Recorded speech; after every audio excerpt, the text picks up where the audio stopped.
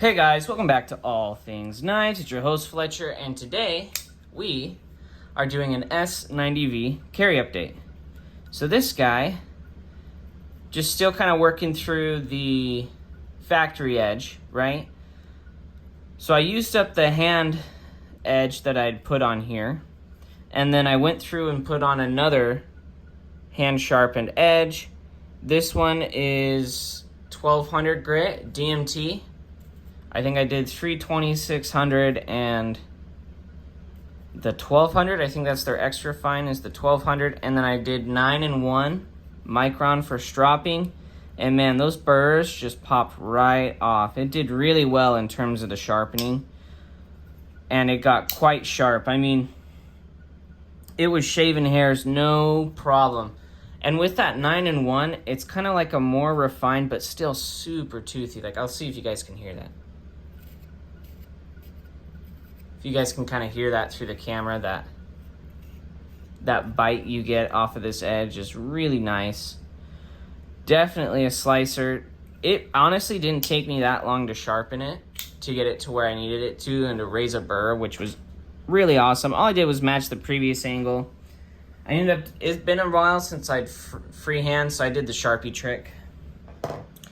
Sharpie trick is it's a lifesaver, and I just made sure to keep going. I taped it off too, because when the DMT stones break in, they kind of will, just any diamond stones when they break in, they'll tend to scratch your blade, so I just tried to tape it off. The tip was probably the hardest part to sharpen on this guy, because it's kind of, when you're going like this, you kind of have to 90-degree it back like that to get the tip. But yeah, I'd say it sharpened well, this S90v. Deburred very cleanly, which is a sign of a good microstructure on the steel in terms of the heat treat. In terms of how it deburred, actually felt very similar to the 63 HRC in terms of how easy it was to deburr.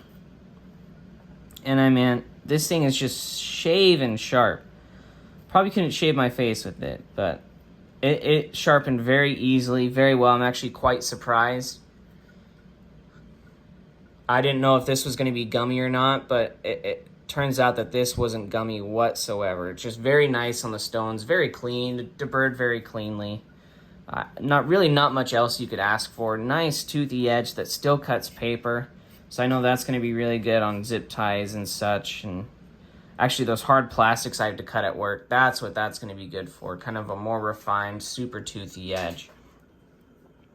In terms of the edge retention, I didn't really notice a difference in terms of this guy and its previous edges. Really the same. Lasted me a day or two of continued use and breaks down to that really kind of duller, toothy edge like the other S90v did.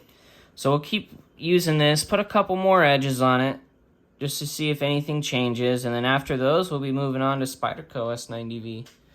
But in terms of just this guy, just a real quick update.